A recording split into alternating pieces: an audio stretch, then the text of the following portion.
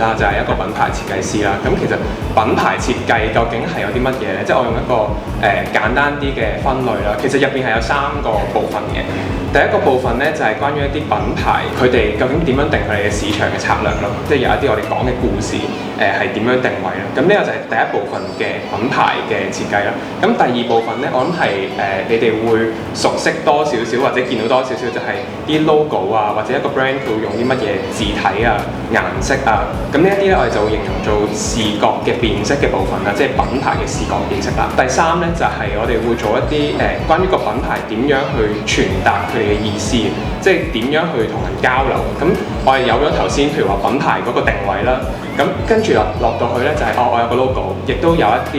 字體顏色。我哋有咗呢啲嘢之後，點樣去同我哋個 target 去交流或者去溝通咁樣？咁嗰一部分咧，其實同廣告就好接近啦。咁最後就係講佢透過啲廣告點樣去講到呢一啲信息咯。咁呢個就係我而家嘅工作啦。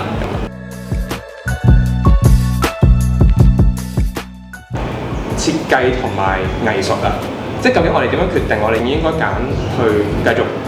進修嘅係藝術定係設計咧？咁我覺得個分別好大嘅。第一就係藝術咧，點樣決定你係中意藝術咧？就係藝術其實係一個你去 express 自己嘅一個途徑嚟嘅，即係你有諗法，你有啲睇法，你想同個世界去表達嘅，咁呢個就係藝術啦。咁而設計咧有少少唔同嘅，設計咧其實拆開2個字啦，設咧其實係設想，計咧係計劃。咁設想同計劃同藝術最大嘅分別就係佢係有一個目的嘅，呢一啲就係個目標咯。咁而設計咧好多時都係去回應目標大過回應自己要 express 嘅嘢嘅，同埋佢都係一個有框架入邊嘅一個嘅創意嘅地方咯。咁所以你都可以剔埋呢一個框架，就係 as 一個你去發展創意嘅一個。即係其實有時你冇框架咧就冇創意噶嘛，即係俾你一張白紙你畫乜都得，咁就好多時就好空泛嘅。咁設計就係一個相對有框架嘅嘢啦。咁所以當時我就覺得設計應該係啱我多啲嘅。喺廣告或者喺 creative 嘅呢個行業咧，我哋自己覺得係最重要係人咯。即係有時一個人嘅性格，即係或者一個人佢嘅心地係點樣都好影響到最尾嗰個作品出到嚟係點樣。咁所以始終我覺得呢個行業最重要係人。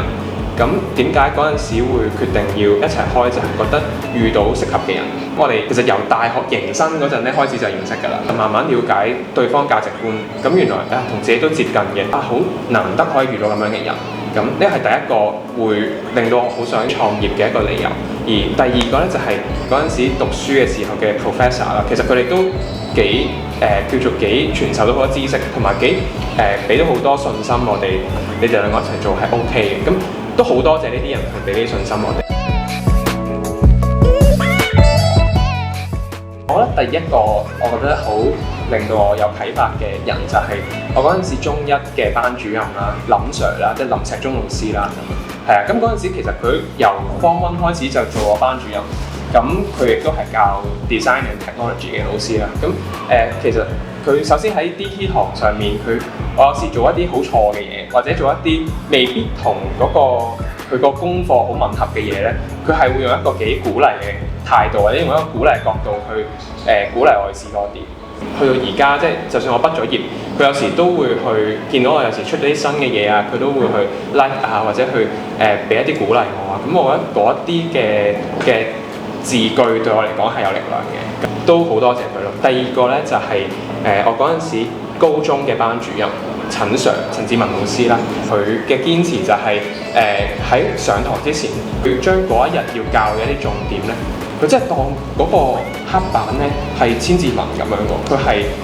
仲要係直倒嘅啲字，咁跟住直倒就逐筆去寫今日我哋要講啲乜嘢，有啲乜嘢重點，佢係順手寫滿咗成個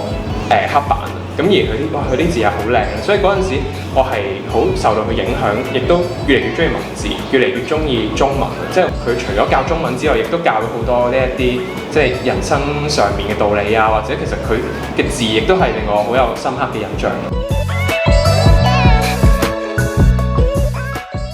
我覺得最實際嘅話就係唔好怕醜，或者去問多啲人啦，因為頭先講啦，呢個行業好重要嘅係人，好需要你去即即係 face to face 嘅交流去了解對方係點樣嘅人，了解對方嘅諗法啦。溝通係好重要啦。咁第二樣重要嘅嘢咧，就係你去辨別自己興趣嘅時候咧，我覺得興趣係一樣好得意嘅嘢嚟嘅。咁而興趣就係去認清自己有啲乜嘢係中意，然之後慢慢去發掘，慢慢去做多啲、睇多啲，你中意嘅嘢就可以慢慢變成你擅長嘅嘢，咁樣就會比較順理成章，可以令佢成為你嘅事業。我呢一排成日會諗住嘅一句説話咧，我覺得係 slowly but surely。你要認清自己同其他人嘅步伐，永遠係唔會一樣。可能人哋佢哋去到初中或者高中嘅時候揀科已經 plan 好咗佢未來10年係要點樣行啊，要讀乜嘢大學啊，我覺得每個人嗰一個時區都唔同嘅，即係你唔一定要同人哋去做呢一啲比較，反而係相信多啲自己啦，即係忠於自己喜歡嘅嘢。相信自己嘅興趣係會帶到你去一個長遠，同埋會帶到你去一個比較有希望啲嘅將來咁樣。